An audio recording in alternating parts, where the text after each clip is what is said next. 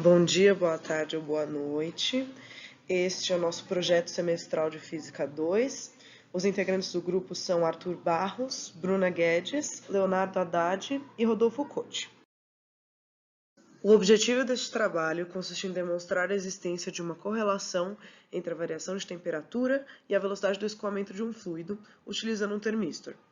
Esta correlação será explorada graças ao conceito da resistividade elétrica e como esta é afetada pela temperatura, conceito que será explicado mais para frente aqui no vídeo. Os materiais que a gente utilizou são esses: um termistor, um resistor, um relé, uma resistência, que no nosso caso foi um resistor de potência, um Raspberry Pi para fazer a comunicação sem fio, o Arduino, que é um microcontrolador, ele que faz a leitura da tensão, e a ventoinha, que é quem vai gerar nosso escoamento. A gente chama de escoamento um fluido em movimento, e a gente usa os anemômetros, que são esses instrumentos que estão aí na tela, para medir essa velocidade. O azul funciona com a ventoinha, que gira e vai gerar uma tensão, e o amarelo funciona com base na temperatura. Ele esquenta e vê quanto tempo demora, que é exatamente o que a gente vai fazer nesse experimento. O amarelo ele tem uma precisão muito boa, chama anemômetro de fio quente, mas ele é um equipamento muito caro.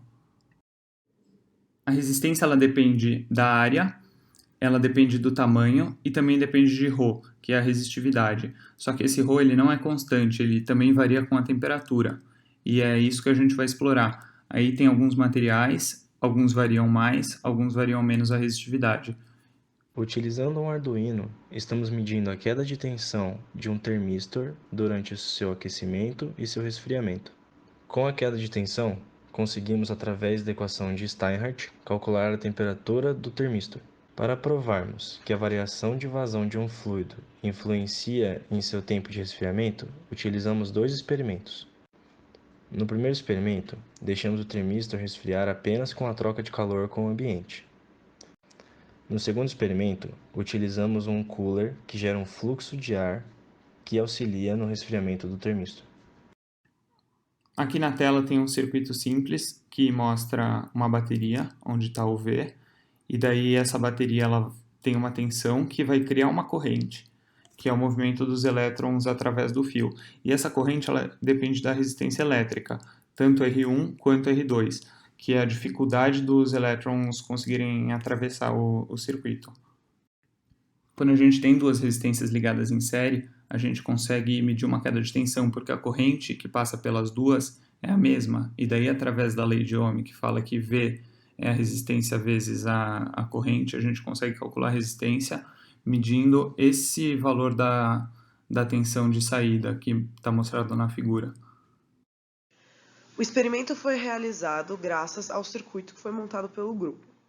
Aqui existem fotos que mostram os diferentes componentes e os materiais utilizados na montagem desse circuito, inclusive a placa soldada que contém o Arduino e os componentes que montam o próprio circuito, o servidor utilizado com a placa Raspberry Pi para realizar a coleta de dados e a própria ventoinha que está fornecendo o resfriamento para o resistor, que por sua vez está fornecendo o aquecimento.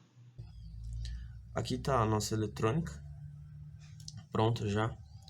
Então, aqui está o divisor de tensão apresentado no vídeo, está aqui. Aqui é o resistor fixo de 10K.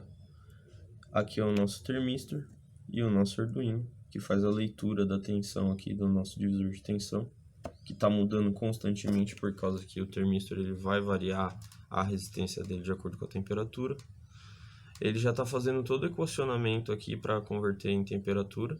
Então, ele só manda esses dados para a Raspberry e a nossa Raspberry pega tudo isso e converte nisso aqui que vocês vão ver melhor aqui do lado depois quando eu encaixar.